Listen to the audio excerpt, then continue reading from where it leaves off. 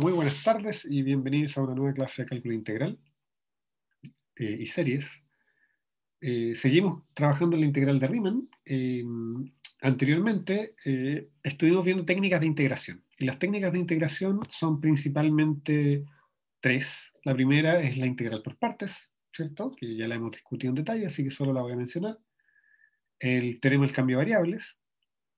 Y después, una técnica que no es propiamente de integración, sino más bien de cómo se pueden descomponer las funciones, era la técnica de fracciones parciales, que dada una función racional nos permitía describirla como una suma de funciones racionales más simples.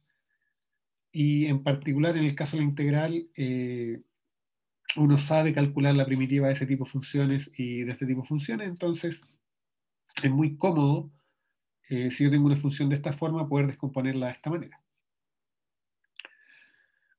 Pero hoy día vamos a empezar con una de las partes favoritas de los estudiantes, que es la parte de las aplicaciones. Entonces, el primer tema que vamos a tratar, que fue de hecho una de las grandes motivaciones de la integral de Riemann, es el tema de área bajo la curva. Pero acá lo vamos a complejizar un poquito y pensemos en este ejemplo. ¿Qué pasa cuando yo miro la función 3x por x menos 1 por x menos 2? Esa función, si yo la grafico, es lo que tengo acá. Y si yo calculara la integral de esta función entre este punto y este punto, me daría 0. ¿Sí? ¿Y por qué me da 0? Bueno, me da 0 porque moralmente esto está abajo del x, ¿cierto? Abajo del eje x, entonces esto podríamos decir que es entre comillas un área negativa.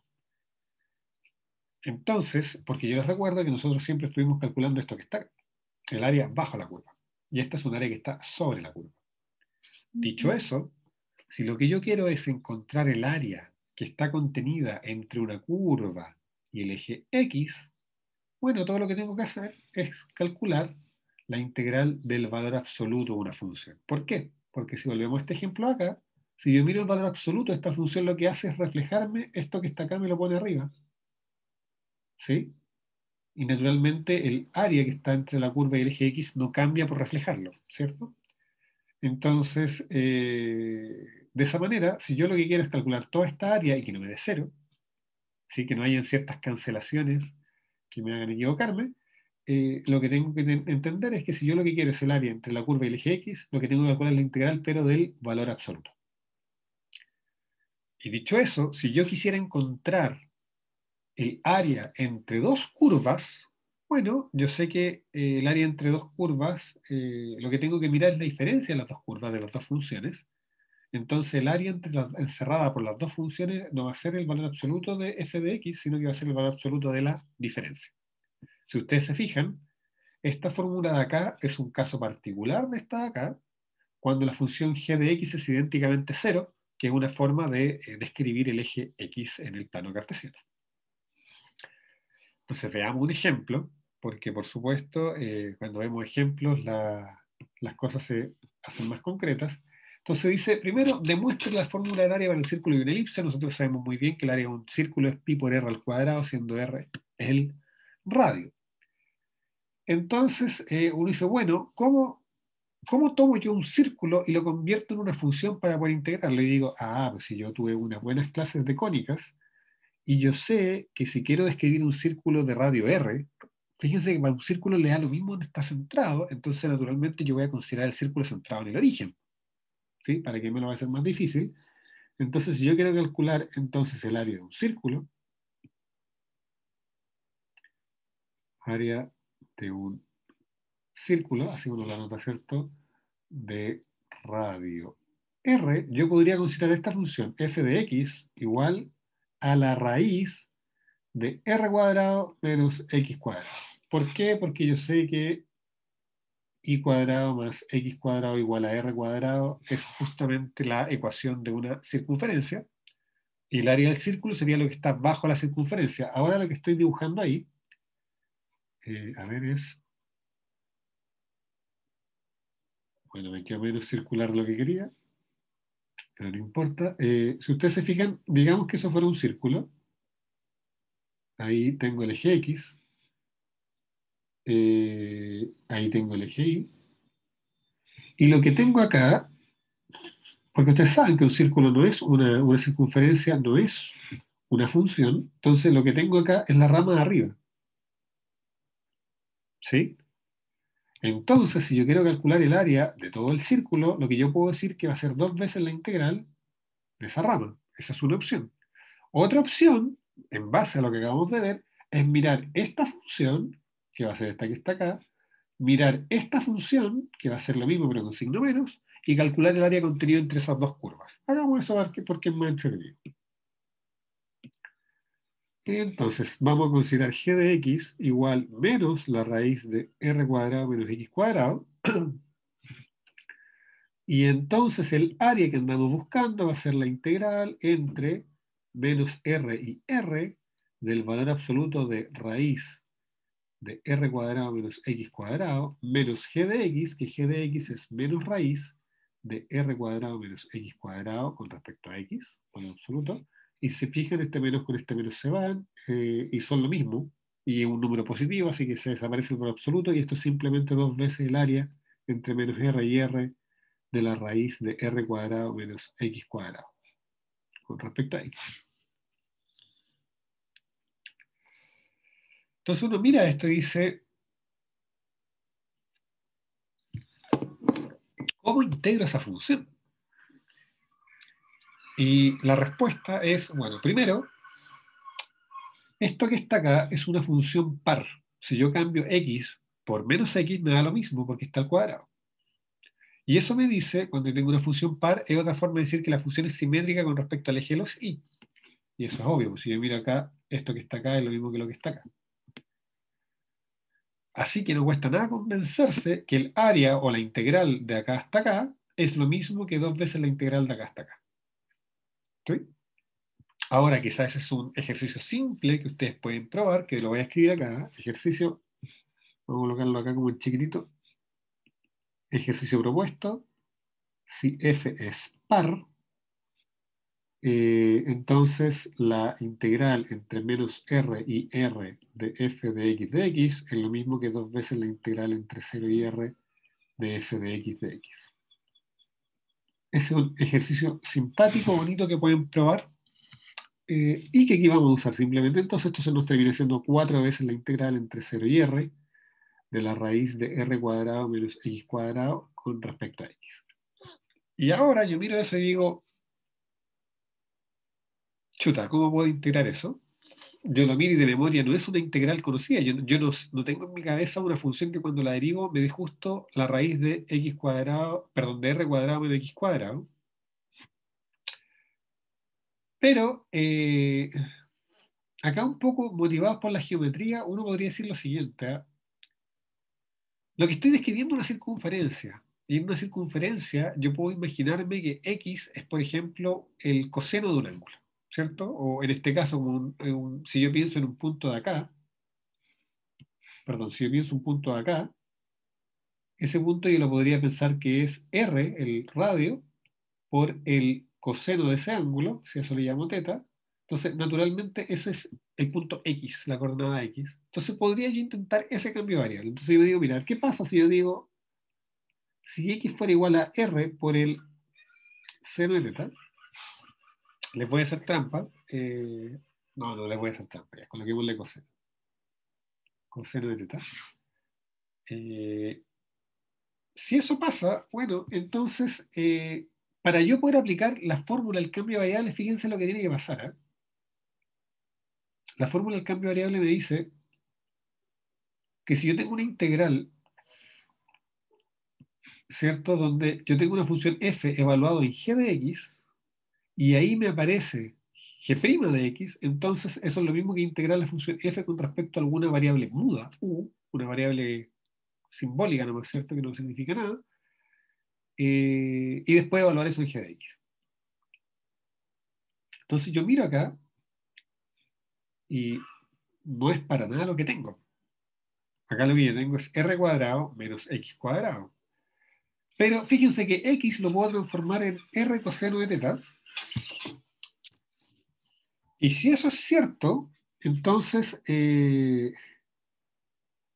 estoy yendo hacia atrás, si ustedes quieren. Fíjense bien. Perdonen si los mareo con esto, pero fíjense bien. Yo tengo esta situación de acá y quiero interpretar ese u como una función de una variable nueva, que aquí yo le estoy llamando teta. Acá x en vez de x dice teta. Yo quiero escribir mi u como un g de teta. Bueno, entonces lo que tiene que ocurrir en esa integral es que tiene que aparecer la derivada de ese cambio de variable. Entonces, después de con mucha práctica, esto uno lo hace en piloto automático, pero quiero que se den cuenta que es lo que estoy haciendo. Entonces, dicho eso uno tiende a decir, bueno, entonces dx va a ser la derivada de esto menos r seno de teta por d teta.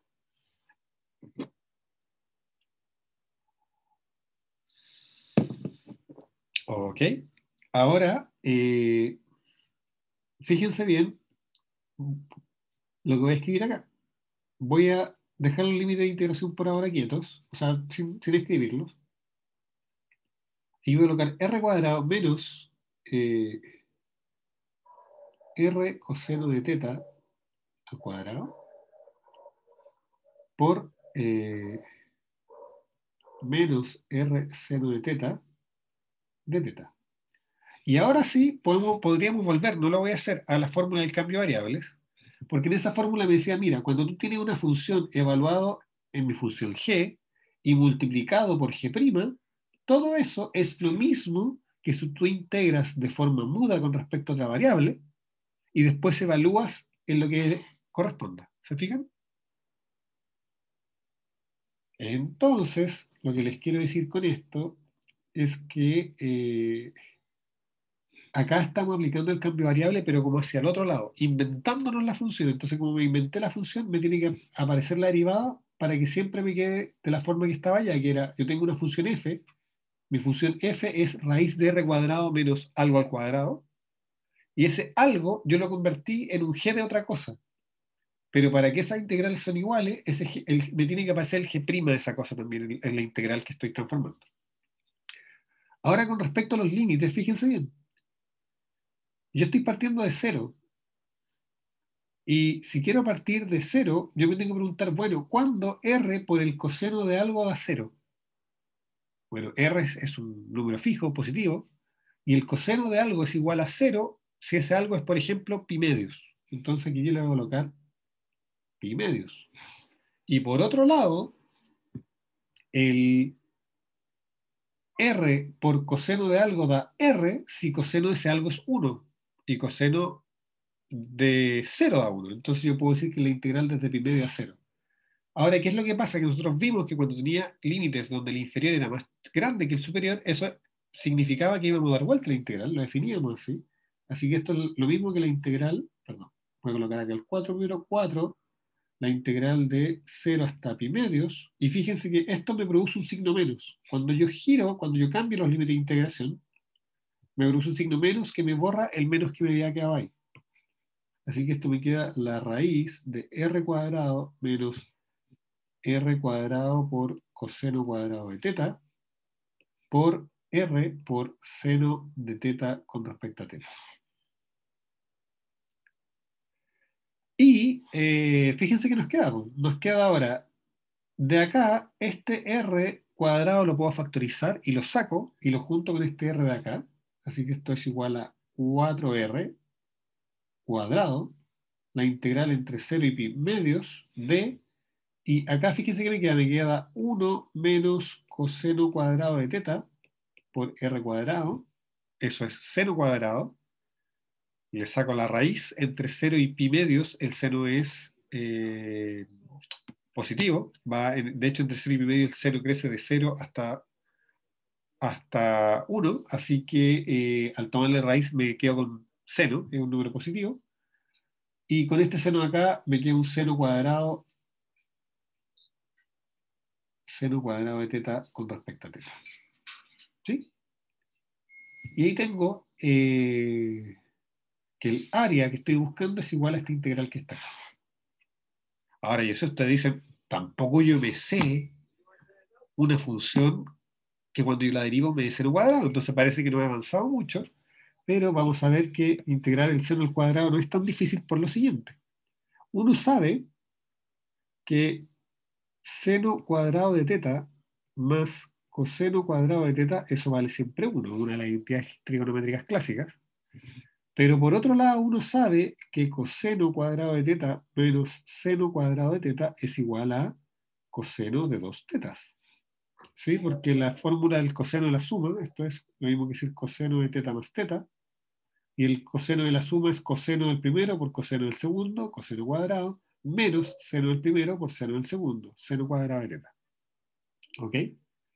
Y de estas dos identidades, yo obtengo fácilmente, si yo las resto, me queda que seno cuadrado de teta por 2 es igual a 1 menos coseno de 2 teta.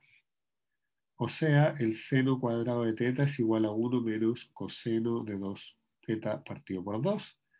Así que el área que estoy buscando es igual a 4r cuadrado, la integral entre 0 y pi medios, de 1 menos coseno de 2 teta medios con respecto a teta.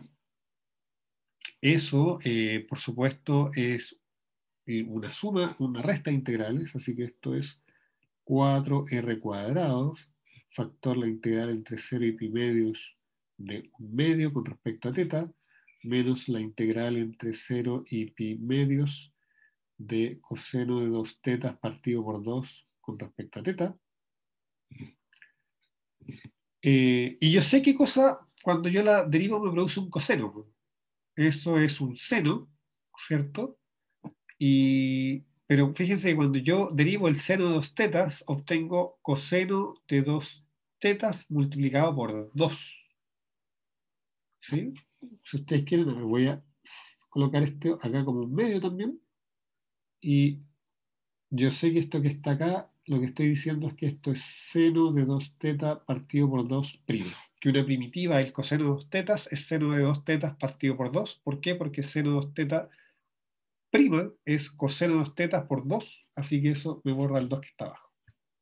Así que ahora, y por otro lado, un medio es teta medios prima, así que tengo una primitiva de un medio, así que esto es 4r cuadrado por teta medios evaluado en pi medios, o sea, pi cuartos menos teta medios evaluado en 0, o sea, 0, menos un medio factor de seno de 2 tetas, seno de 2 por pi medios partido por 2, menos seno de 2 por 0 partido por 2. Si ustedes se fijan, seno de 2 por 0 es seno de 0, y el seno de 0 es 0, así que esto es 0. Y seno de 2 por pi medios me da, esos dos se me van, me queda seno de pi, y seno de pi también es 0. Eso obviamente es 0. Así que lo único que me sobrevive de todas las integraciones pi cuartos, que cuando lo multiplico por este 4r cuadrado, me queda simplemente pi por r al cuadrado. Y con eso probamos la fórmula para el área del círculo. Bien, vamos a hacer ahora el caso de una elipse. El área de una elipse, de nuevo, cuando yo pienso una elipse en abstracto, es una figura geométrica, como eso lo transforma en función, y de nuevo volvemos a nuestras clases de geometría analítica, y uno sabe que una elipse centrada en el origen se puede escribir con esta ecuación. ¿Sí? Y eso me dice que yo puedo mirar, de nuevo por simetría, me voy a concentrar en la rama de arriba, ¿no es cierto? Esto me dice que podría considerar esto, que el área que estoy buscando ahora va a ser igual a 2 veces, porque estoy usando el argumento de la simetría, la integral entre es entre, claro, entre menos a y a de la raíz, y acá tenemos que despejar y, ¿cierto? Entonces nos va a quedar b cuadrado multiplicando 1 menos x cuadrado partido por a cuadrado, y eso con raíz, y eso con respecto a x. ¿Cierto? Ahí simplemente despejamos la función. Y ahora, de nuevo, si ustedes se fijan, esta función es par. Así que de nuevo, por simetría, esto resulta ser 4 veces, bueno, podríamos sacar el b de una vez, ¿eh? 4 veces b, la integral entre 0 y a, de la raíz de 1 menos x cuadrado partido por a cuadrado con respecto a x. Y uno mira eso y dice, chuta, se parece un montón a lo que teníamos antes. ¿Sí? De hecho, fíjense bien que este a cuadrado yo lo puedo sacar, me va a salir con la raíz, me va a quedar un a simplemente, y lo puedo escribir así también. Y lo quiero escribir así porque si se fijan, con eso, esto que está acá, me queda la integral de 0 a de la raíz de a cuadrado menos x cuadrado con respecto a x, es pero calcadito a lo que tenía acá, la integral de 0 a r de la raíz de r cuadrado menos x cuadrado con respecto a x. O sea, esta integral que está aquí toma el mismo valor que esta integral que está acá, con la única diferencia que donde diga r, el resultado tengo que reemplazarlo por un a. Así que esto va a ser 4 veces b partido por a multiplicado, y vamos a ver cuánto valía esa integral. Fíjense bien que el área era esa integral, perdón, que el área que buscamos antes era simplemente esta integral multiplicada por 4. Así que si yo miro, esto me dice que la integral es un cuarto de este número que está acá. Pero donde dice r, les recuerdo que ponemos ahora a porque estoy reemplazando r por a en la fórmula. Así que me queda simplemente pi por a cuadrado partido por 4. Así que podemos simplificar ese cuadro con ese cuadro, una con esa a, y esto es simplemente pi por a por b. Y esa es la fórmula conocida para el área de una elipse. Bien. La segunda aplicación que vamos a ver hoy día es lo que vamos a llamar el largo de una curva. ¿Qué es lo que quiere decir con el largo de una curva? Y la idea es extremadamente simple de entender con esta ilustración que puse ahí. Imagínense que ustedes quisieran hacer una maqueta de su función. Entonces, como las funciones son líneas, yo creo que están de acuerdo conmigo que lo más natural para hacer la maqueta sería un alambre. Entonces, si yo quiero hacer mi maqueta de mi función, yo me pregunto, bueno, ¿cuánto alambre necesito? Si yo quiero hacer una circunferencia, uno sabe, ¿cierto?, que la fórmula del perímetro es 2pi por r, entonces la cantidad de alambre que yo necesito es 2 veces pi por el radio de la circunferencia. ¿Sí? En particular, si tuviera una circunferencia de radio 1, necesitaría 2 por pi. Si uno piensa en esta idea de saber qué tan largo tiene que ser el alambre para hacer la maqueta de mi función, ¿qué pasa, por ejemplo, si pensamos en una función constante? Bueno, eso es recto, así que naturalmente el largo es simplemente, voy a necesitar tanto alambre como por el intervalo que yo la quiera graficar. Entonces, si yo quiero graficar o hacer mi maqueta de mi función constante entre intervalo 0, 1000, bueno, necesito 1000 unidades de alambre. Ahora, ¿qué pasa si en vez de ser una función, digamos, recta pero horizontal, la función constante, yo quisiera hacer, ¿cierto?, la maqueta de una función lineal como la que tengo acá? Bueno, si yo la quiero graficar en el intervalo AB, yo sé calcular el largo de eso porque yo puedo usar el teorema de Pitágoras.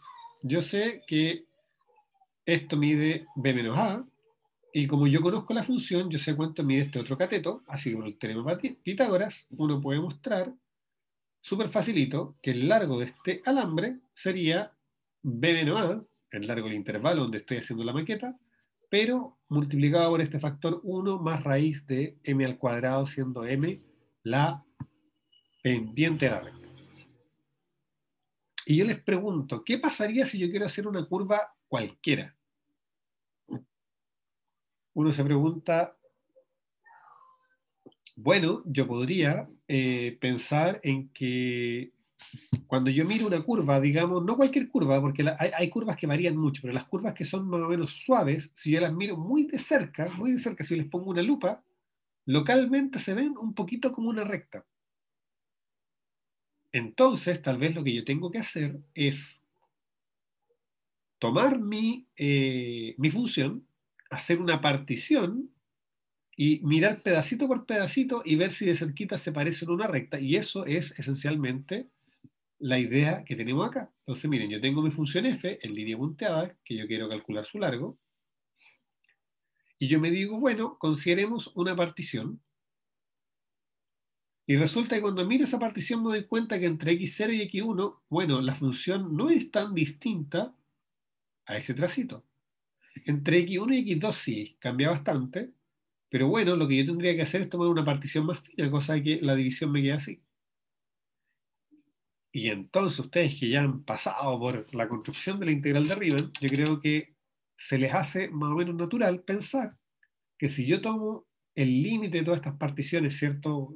Como en la integral, el largo de esta curva debiera aproximarse bien por la suma de los largos de estas líneas rectas.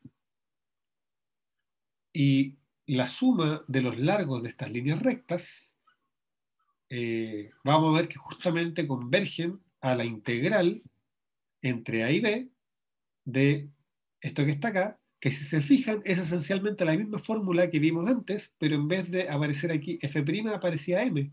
Bueno, f' localmente es la pendiente de la recta que mejor aproxima la curva.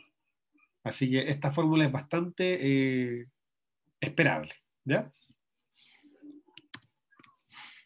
Vamos a mostrar esto. Ahora, es importante entender que acá estamos probando una igualdad. Estamos diciendo que el largo de la curva está dado por esta integral que está acá, pero para probar eso tendríamos que definir quién es L, pues quién es el largo de la curva. No sé si están de acuerdo. No hemos definido quién es L. Entonces, como no hemos definido quién es L, ¿cómo podríamos probar que vale algo? ¿Cuánto es su valor? Entonces, como definición de L, vamos a tomar justamente el proceso que yo les decía. Vamos a decir que L es igual al límite cuando el paso de la partición, ¿se acuerdan que así definíamos el paso, tiende a cero, de la suma desde i igual 1 hasta n, entendiendo que la partición tiene n elementos, de los largos de cada segmentito, de cada uno de estos segmentitos. Entonces esos largos, por el teorema de Pitágoras, los vamos a calcular como la diferencia entre el paso de la partición, ¿cierto? Un cateto, y el otro cateto vamos a calcularlo usando la aproximación lineal. Entonces vamos a decir, esto es la raíz, ¿cierto? De delta x i al cuadrado más f de x i más 1 es x i menos f de x i menos 1. ¿Sí? Entonces, al cuadrado también, perdón. Ahí sí. Si ustedes se fijan, lo que estoy diciendo es, voy a tomar como largo esta curva. Bueno, los largos que obtengo entre la curva, sí, eh, cuando lo miro sobre intervalos muy chiquititos. Entonces voy a estimar el largo de esta curva usando como un cateto el valor de la función en el final del intervalo menos el valor de la función en el inicio del intervalo. Y el otro cateto, la distancia entre dos elementos de la partición. Ahora, esto es, si ustedes quieren, una definición. Y ahora sí, dada esa definición, nosotros vamos a probar que este tipo de sumas convergen a esto que está acá. Y para eso es importante notar la hipótesis que estamos haciendo. Estamos haciendo que f, primero, la curva tiene que ser diferenciable, y segundo, que su derivada es continua. ¿Sí? Eso es lo que a veces uno llama, o lo que en general se llama, que f es una función de clase C1. Y les recuerdo que cuando yo hablo de una función de clase C1, quiere decir que es derivable y su derivada es continua. Sigo clase C2, derivable dos veces y sus dos derivadas son continuas, y así sucesivamente. hasta que llegamos a las funciones de clase C infinito, que son las que tienen todas sus derivadas continuas. Ya, entonces eso que está ahí, y queremos probar que este límite es igual a esa integral, y para eso en realidad es bastante fácil, ¿eh? Porque ¿qué es lo que pasa? Por el teorema del valor medio para derivadas, uno sabe que existe un ZI que vive entre entre xi menos 1 y xi, tal que el incremento de f de xi menos f de xi menos 1 es exactamente f' en zi por delta xi.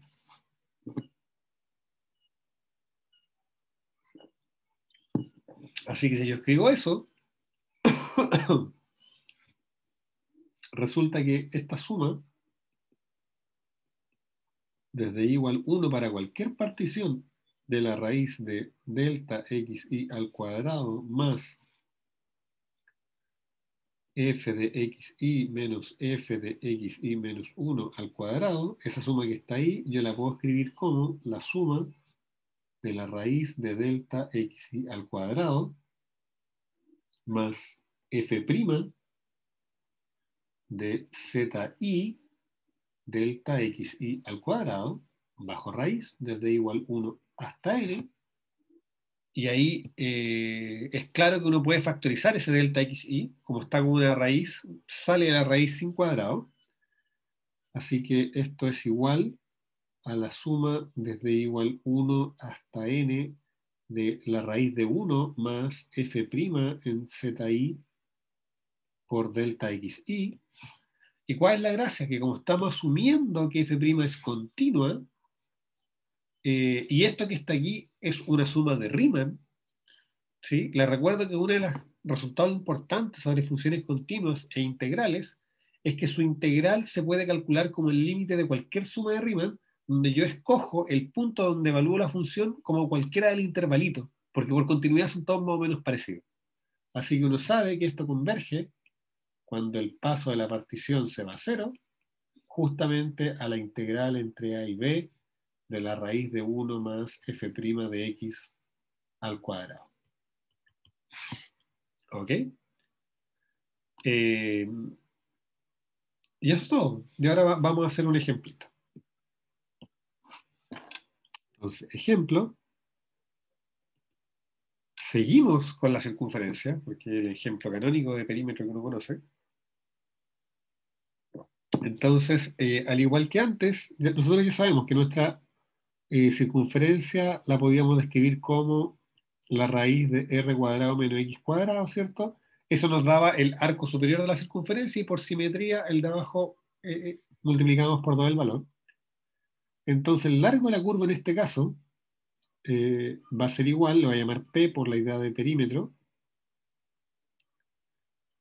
No, voy a llamarle L nomás. Vamos a calcular el largo. Va a ser la integral entre menos R y R de la raíz de 1 más f' de x al cuadrado con respecto a x. ¿Cuánto vale f'? En este caso f' es 1 partido por 2 la raíz de r cuadrado menos x cuadrado por la derivada de lo que está dentro, y la derivada de lo que está dentro es menos 2x. Se nos van los 2 y nos queda simplemente x dividido por la raíz de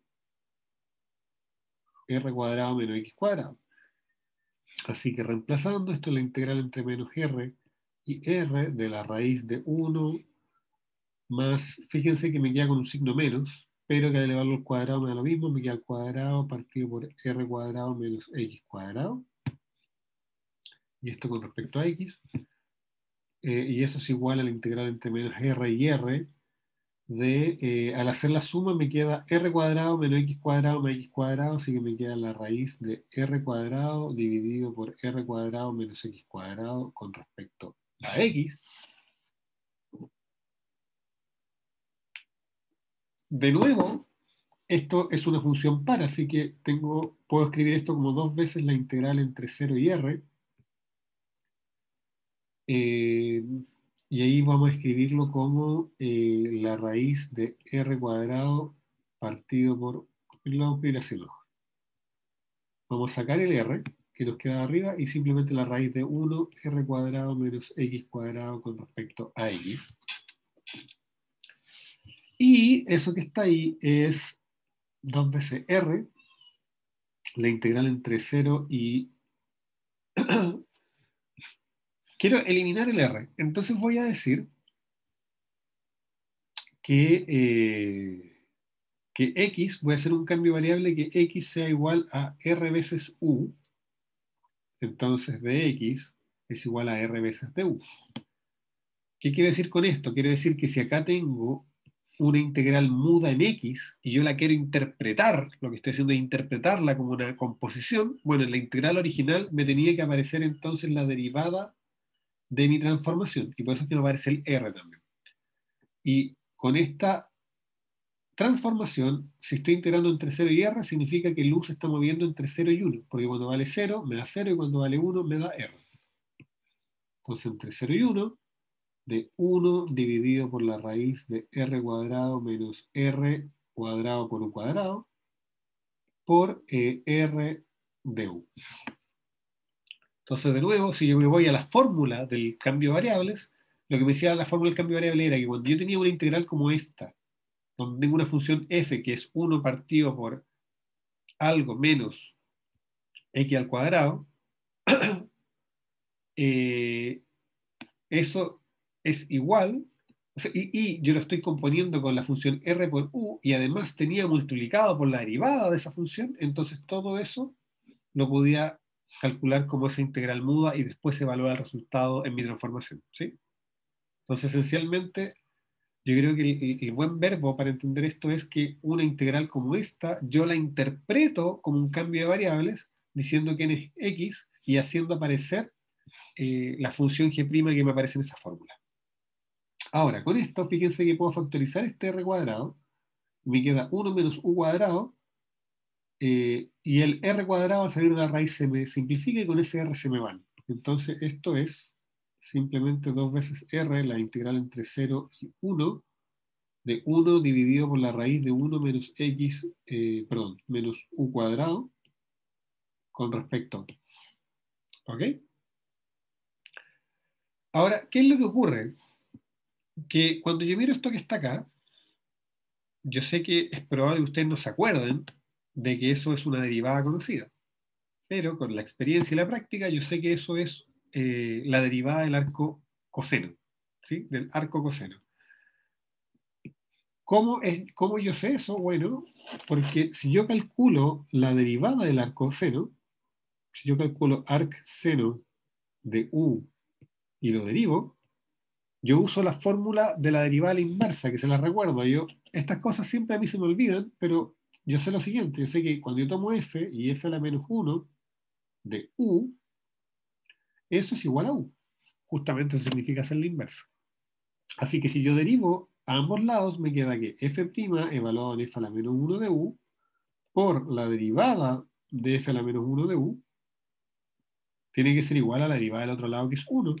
Así que de ahí despejo que la derivada de f a la menos 1 de u con respecto a u es igual a 1 partido por f' evaluado en f a la menos 1 de u. ¿Sí? Anoté aquí la derivada así distinto para que no se me confunda con el menos 1. Entonces, como el arco seno es seno a la menos 1, esto que está acá es 1 dividido por la derivada del seno, que es coseno, evaluado en arc seno de u. Pero ¿qué es lo que pasa con el coseno? En el coseno yo lo puedo pensar como la raíz de 1 menos seno cuadrado.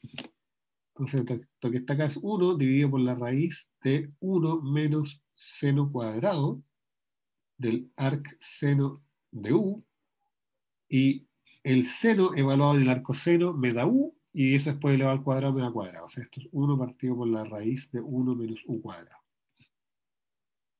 Entonces, ¿qué es lo que estoy diciendo con esto? Que si yo me pregunto quién es una primitiva de esta función, bueno, una primitiva de esa función es el arcoseno.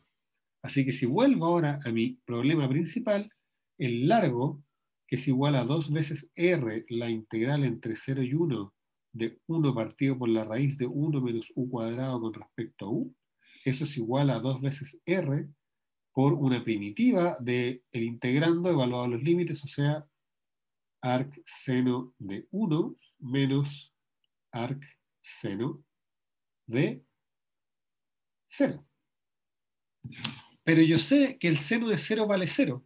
Así que el arc seno de 0 también vale 0. Tiene que irse al mismo lugar, así que esto es 0. Y yo me pregunto, ¿para qué ángulo el seno vale 1? Y yo sé que eso es para pi medios. Así que este que está acá vale pi medios. Así que todo esto es igual a r por pi. Y ustedes me dirán, pero profe, el perímetro de una circunferencia es 2πr.